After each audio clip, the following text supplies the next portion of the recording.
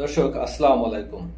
এখন থেকে ফেসবুকে এবং ইউটিউবে যারা এই আওয়ামী লীগের পক্ষে বয়ান তৈরি করার চেষ্টা করবেন, আওয়ামী লীগের পক্ষে কথা বলার চেষ্টা করবেন, তাদেরকে কিন্তু চাইলেই আপনার আইনের আওতায় আনা যাবে। এবং শুধু তাই নয়, যারা গ্রামে বসে ছোটখাটো মিছিল মিটিং করার চেষ্টা করেন আওয়ামী লীগের বিশেষ করে নেতাকর্মীরা, তাদেরকে কিন্তু চাইলেই ওই সংশ্লিষ্ট এলাকার থানার ওসি চাইলেই আপনাদেরকে কিন্তু গ্রেপ্তার করতে পারবে।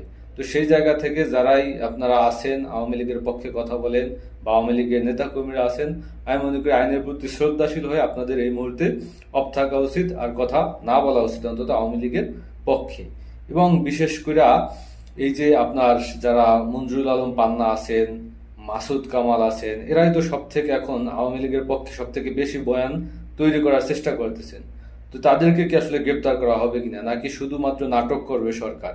আমি মনে করি এই আইন কার্যকর হবে তখনই যখন মাসুদ কামাল এবং মঞ্জুরুল আলম পান্না, যে মঞ্জুরুল আলম পান্নাকে আপনার ৭১ টিভি থেকে লাথি মেরে বের করে দিছে, একটা গুরুত্বপূর্ণ পোস্টে ছিল। আওয়ামী লীগ সরকারের পতনের পরপরই ইলিয়াস হোসেন ২১শে টিভিতে ছিল। ইলিয়াস হোসেন কিন্তু সেই ২১শে টিভি থেকে আমেরিকা বসে লাথি মারছে, মঞ্জুরুল আলম পান্না কিন্তু ২১শে টিভি থেকে বরবাদ হয়ে এখন সে ইউটিউব চ্যানেল খুলে বসছে এবং সেখানে তিনি মোটামুটি একটা বড় রকমের বয়ান তিনি তৈরি করার নিয়ে বিনিয়ে চেষ্টা করতেছেন আওয়ামী লীগের পক্ষে। তো আমি মনে করি এই আইন কার্যকর করার শুরুতেই এই মঞ্জুরুল আলম পান্না এবং এই মাসুদ কামাল তারা কি বলে, তাদেরকে গ্রেপ্তার করা হবে কিনা, এবং এরপর থেকেও তাদের কন্টেন্টগুলো দেখবো।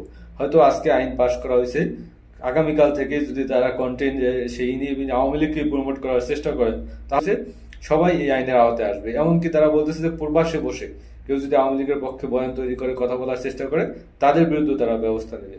খুবই ভালো কথা, তারা ব্যবস্থা নিক, কিন্তু দেশে বৈশা যে তাদের নাকের ডগায় বৈশা এই আপনার মঞ্জুর আলম পান্না এবং মাসুদ কামালরা যে বয়ান তৈরি করে যাইতেছে দিনের পর দিন, তাদেরকে কি গ্রেপ্তার করা হবে?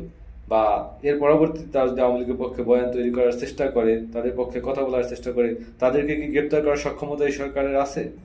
এটাই এখন আমাদের দেখার বিষয়।